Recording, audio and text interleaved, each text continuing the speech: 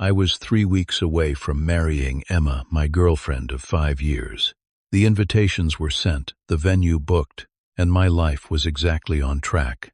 Then, during Sunday dinner at my parents' house, Emma suddenly announced she was pregnant. My initial joy lasted exactly 12 seconds until she mentioned she was already 3 months along. The problem: I was on a business trip in Seattle when this baby was conceived. The room fell silent as everyone did the math. Then my brother Jake, his face pale, confessed it was his. Before I tell you how my own family betrayed me twice, drop a comment letting me know where you are watching from, and hit subscribe if you have ever had to choose between your dignity and family expectations. Growing up in Grand Rapids, Michigan, our family seemed picture perfect from the outside. My parents ran a successful local furniture business. We lived in a nice 4-bedroom colonial, and every Sunday we had mandatory family dinner regardless of other commitments. Family was everything to the Marshalls. Or at least that is what we told ourselves. From my earliest memories, the dynamic between me and my younger brother Jake was complicated. 3 years, my junior Jake was what people politely call the free spirit of the family. What that really meant was that while I worked hard in school, followed rules, and planned carefully for my future, Jake floated through life on charm and good looks, facing few consequences for his actions. When I made honor roll, my parents would nod approvingly. When Jake managed to pass his classes despite rarely doing homework, they would throw a celebration dinner for his perseverance. When I saved for 6 months to buy my first car, they matched my savings as a reward for responsibility. When Jake crashed that same car 2 years later, they bought him a new one because he learned his lesson. This pattern continued into adulthood. I put myself through architecture school, working nights and weekends, graduating with honors, and landing a job at a prestigious firm. Jake dropped out of 3 different colleges before working at our family business, where my parents quickly promoted him to manager, despite his complete lack of experience or business knowledge. I met Emma during my final year of graduate school. She was working as a dental hygienist to support herself while finishing her bachelor's degree in health sciences. We connected instantly over coffee when we reached for the same table at a crowded campus cafe. Her warm laugh and genuine interest in architecture theories that bored most people had me captivated from day one. Unlike me, Emma came from a fractured family. Her parents divorced when she was 7, her father largely absent afterward. She often expressed admiration for how close my family seemed, telling me how lucky I was to have parents who remained together and a brother I could count on. The irony of those statements haunts me now. Our relationship progressed naturally. After dating for 2 years, we moved in together in a small apartment near my firm. Emma finished her degree and secured a position at a well-respected dental practice. We supported each other's career goals, traveled when we could afford it, and began planning our future. We wanted 2 children, a house with a yard, and maybe a dog once we were settled.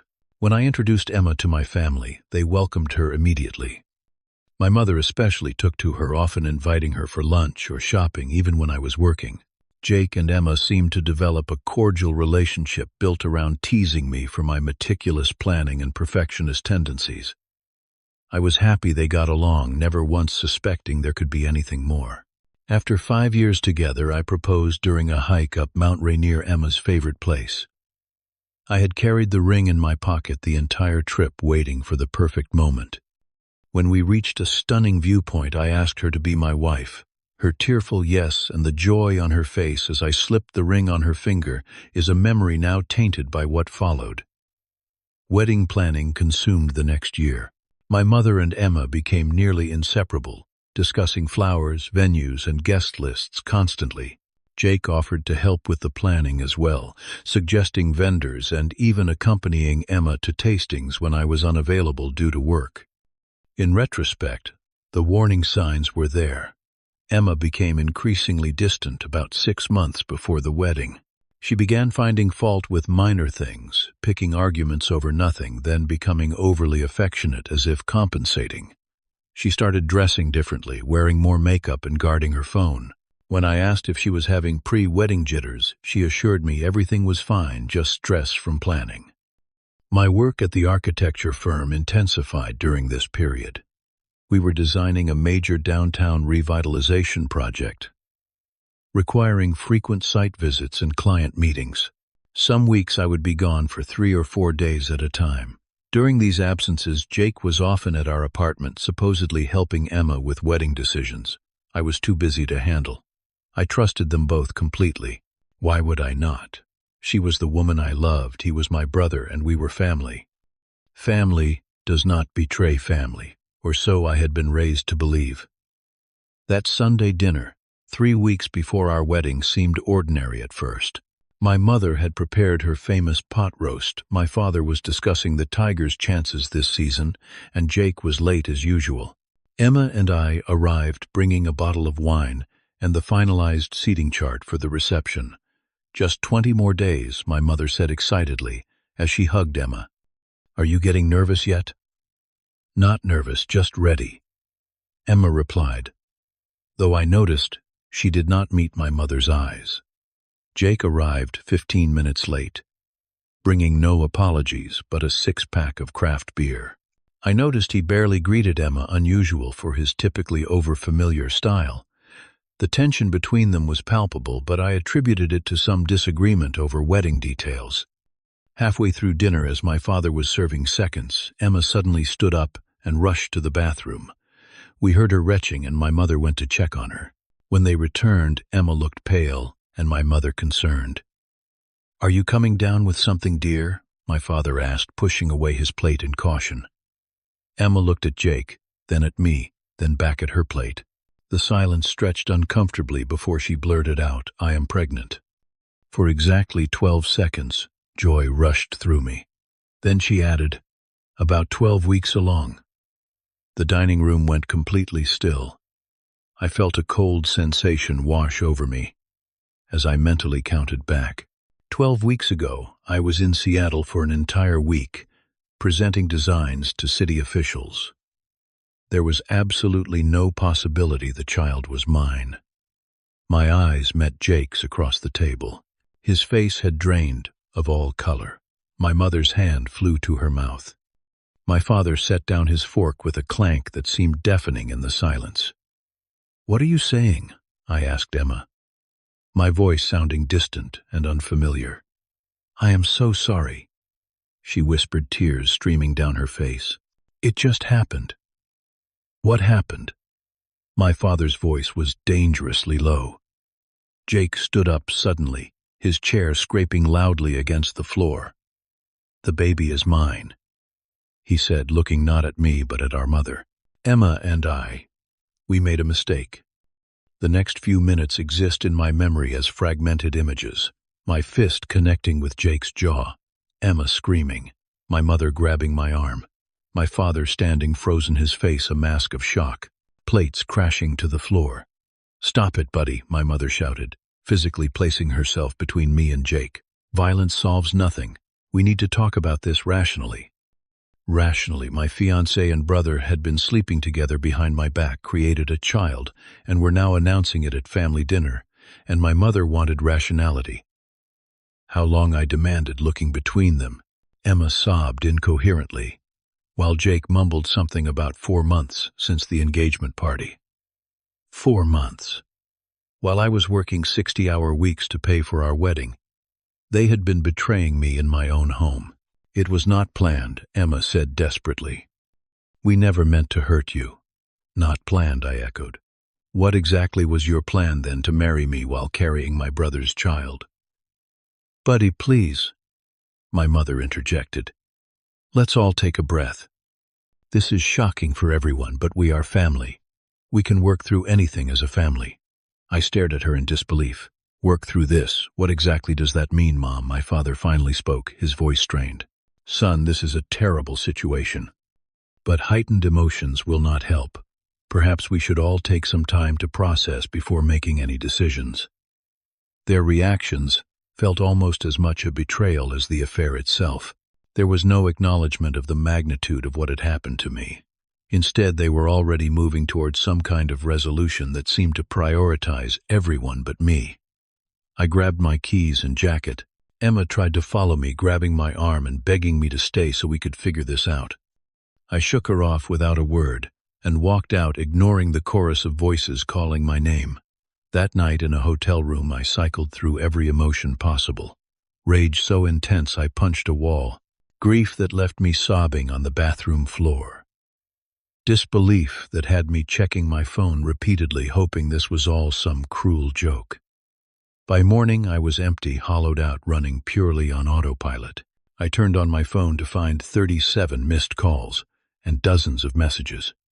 What shocked me most was the family group chat where my parents and Jake were already discussing how to handle this situation. My mother had written, "We need to focus on the innocent child coming into this world. The past cannot be changed, but we can choose how to move forward as a family." Emma's messages were equally stunning. "I know. I have made a terrible mistake. But I still love you. We can get past this. Please call me. I still want to marry you." The most crushing realization was not just their betrayal, but the expectation that I should somehow forgive them both for the sake of the family and the unborn child. As if my pain was secondary, an inconvenient obstacle to their preferred solution. I returned to our apartment that afternoon knowing Emma would be at work. I needed clothes and my important documents. When I opened the door, I found Emma sitting on our couch, surrounded by wedding invitation samples and RSVP cards. She jumped up when she saw me. "Buddy, thank God. I was so worried when you did not come home." I moved past her without a word and began packing a suitcase. "Please talk to me," she begged, following me into our bedroom. "What happened with Jake was a terrible mistake. It meant nothing." I stopped and looked at her directly for the first time. "Nothing. You are having his child, Emma. That is not nothing. We can work through this. I choose you. I want to marry you," she insisted. "How long has it been going on?" I asked, returning to my packing. She hesitated, then admitted the truth. The affair had started 6 months ago, whenever I traveled for work. Jake would come over to keep her company. One thing led to another. They never planned for it to continue, never planned for a pregnancy. But I realized it was just physical with him. "What I have with you is real, buddy. I love you." I told her she had 48 hours to move her things out of the apartment. I would be staying at a hotel until then. She begged, pleaded, promised therapy and complete transparency. When I remained unmoved, her tears turned to anger. "You are just going to throw away 5 years because of one mistake." This was not one mistake. This was hundreds of deliberate choices to betray me, and it was with my brother Emma. My brother. I called my boss from the hotel, explaining I needed emergency leave. One look at my face over video chat, and he approved 2 weeks without question. The next few days were a nightmare of practical logistics, contacting the venue to cancel, notifying guests, arranging for gift returns, closing joint accounts. 4 days after Sunday dinner, my parents and Jake showed up at my hotel room, unannounced. My mother had somehow charmed the front desk into revealing my room number. The look of determined resolution on her face sent chills down my spine. "Enough hiding, buddy. We need to talk as a family," she said, pushing past me into the room.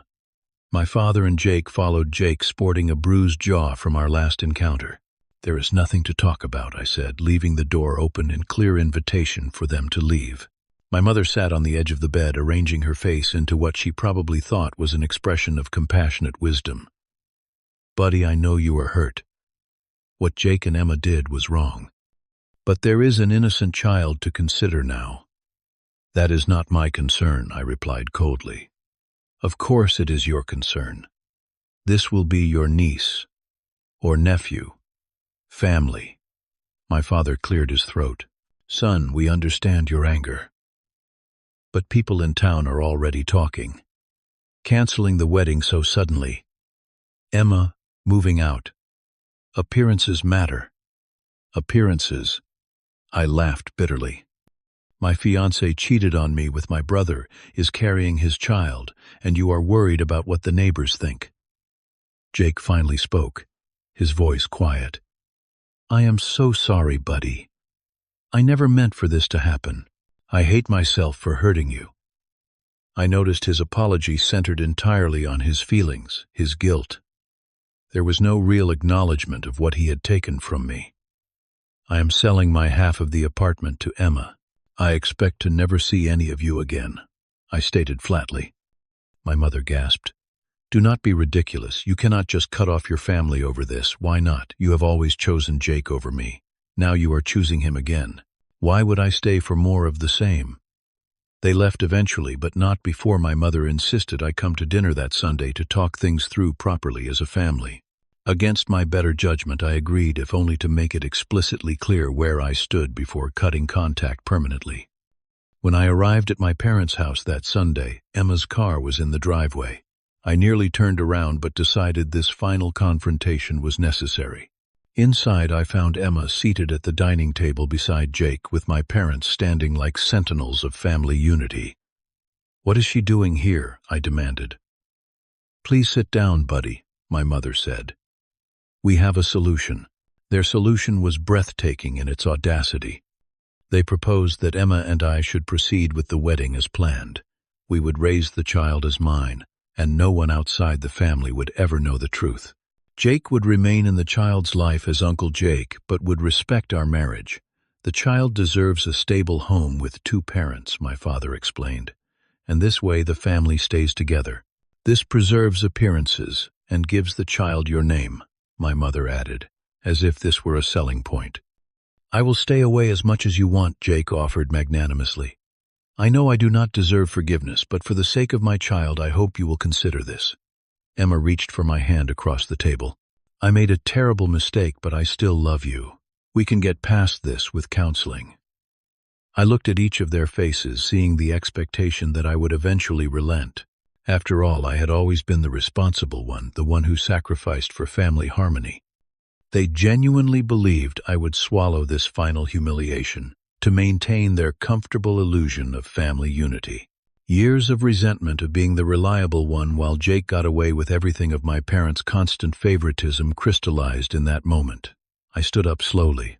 Let me make sure I understand, I said calmly. You want me to marry a woman who cheated on me with my brother, raise their child as my own, and pretend none of this happened so that you do not have to deal with gossip in town. Is that right? We want you to forgive for the sake of family, my mother corrected. Blood is thicker than water, buddy. Then my blood must be very thin, because there is absolutely no chance I am participating in this farce. But the baby Emma started is not my responsibility. You two created it. You two raise it. You are being selfish, my mother snapped. Family stands together through everything. That broke the last thread of my restraint. Family. You have never treated me like family. Jake has broken every rule, hurt people repeatedly, and you have always defended him. Now he has done the unforgivable, and you are still choosing him over me. I turned to Jake. You took the one person I truly loved and trusted. Was that the only line you had not crossed yet to Emma? I gave you everything, and it meant so little you threw it away for cheap thrills with my brother. Neither of you considered me for a second. Finally, to my parents. And you too. You raised us to believe family means something sacred. Yet, you are working overtime to sweep this under the rug rather than hold them accountable. I am done. I am done with all of you. My mother began crying. My father tried reasoning. Jake stared at the floor, and Emma reached for me again. I stepped back. You can all go fuck yourselves. Do not call me. Do not contact me. Do not look for me. As far as I am concerned, I no longer have a family. I walked out to the soundtrack of my mother's wails and my father's demands to come back. It was the last time I would see any of them for nearly 2 years. The following days were a blur of decisive action. I hired a lawyer to handle the sale of my portion of the apartment. I applied for positions at architecture firms across the country, focusing on California and the Pacific Northwest. I wanted maximum distance from Michigan and everyone in it. Separating my life from my family proved more complicated than expected. Emma had access to several of our financial accounts and had made purchases I knew nothing about. Jake, I discovered, had borrowed money from my emergency fund, using the spare key to our apartment. My parents had listed me as guarantor on a business loan for Jake's failed side venture 2 years prior, something they had never disclosed. The betrayals were deeper and more numerous than I had realized. Each discovery strengthened my resolve to leave. My family's pressure tactics escalated. My mother left tearful voicemails claiming my actions were causing my father health problems. Relatives I rarely spoke with called to talk sense into me. Family friends approached me in public urging reconciliation. Jake sent a letter detailing his therapy journey and newfound self-awareness, as if his personal growth should matter to me now. Through it all, I maintained silence, speaking only through my lawyer. My therapist, Dr. Winters, helped me recognize these as manipulation techniques designed to pull me back into old patterns. Your family is experiencing the consequences of their actions, he told me. That is not your burden to alleviate. When a prestigious firm in San Diego offered me a position, I accepted immediately. The salary increase was significant, but the 2,300 miles between us was the real draw. I will never forget the feeling of boarding that one-way flight, knowing I was leaving behind not just a place, but an entire identity built around being the dependable son and brother who always sacrificed his needs for family. Harmony. For the first time in my life, I was choosing myself. My first 6 months in California passed in a healing blur. I found a small apartment with an ocean view, threw myself into challenging projects at work, and began building a life without the weight of family expectations. I tried surfing, joined a hiking club, and made friends who knew nothing of my past. 1 year after leaving Michigan, a birth announcement arrived at my office. My mother had tracked down my work address. Inside was a photo of a baby boy, James Marshall, with Jake and Emma smiling proudly. A handwritten note from my mother read, "Your nephew. Family is forever. We miss you." I threw it in the shredder without a second thought. Through a former college friend, I learned that Emma and Jake were now openly together with my parents' full support. They had moved into a house 2 streets over from my parents, who provided regular childcare and financial assistance. The family unity they had preached to me was apparently intact without me confirming what I had always suspected about my place in the hierarchy. 18 months after moving to California, I met Sophia at a client appreciation event. A talented graphic designer working with one of our development partners, she captivated me with her quick wit and genuine warmth. After several casual meetings, I asked her to dinner, my first real date since Emma. Dating post-betrayal was challenging. I found myself watching for warning signs, questioning sincere gestures, holding back emotionally. When things between Sophia and I began growing serious, I knew I needed to share my history. Over dinner at her favorite beachside restaurant, I told her everything. She listened without interruption, reaching for my hand only when I described my family's solution. "They asked you to raise your brother's child and pretend it was yours," she clarified, eyes wide with disbelief. "That is beyond inappropriate. That is cruel." Her validation of my feelings, her genuine outrage on my behalf, broke something open inside me. For the first time, I felt truly seen and understood. As our relationship deepened, I experienced what genuine partnership felt like. Sophia respected my boundaries regarding family discussions, supported my career ambitions without resentment, and demonstrated loyalty in ways large and small. Slowly, I learned to trust again, though the scars remained. 2 years after leaving Michigan, I had built a successful career at the San Diego firm, heading their commercial revitalization division. Sophia and I were discussing moving in together. I had made real friends who valued me for who I was, not what I could do for them. The weight of betrayal had lightened, though it would never completely disappear. Then my mother appeared in the lobby of my office building. "Your receptionist called up," she explained when I met her, shock rendering me momentarily speechless. I told her I was your mother. She seemed surprised you had one. "What are you doing here?" I finally managed. You need to stop punishing the family, buddy. It has been 2 years. James is walking and talking now. He should know his uncle. Despite the time that had passed, nothing had changed. There was no acknowledgement of the pain they had caused, just an expectation that I should get over it and resume my role as the accommodating one. I am not punishing anyone, I replied calmly. I am living my life. You should do the same. Without family, that is not living, that is existing, she insisted.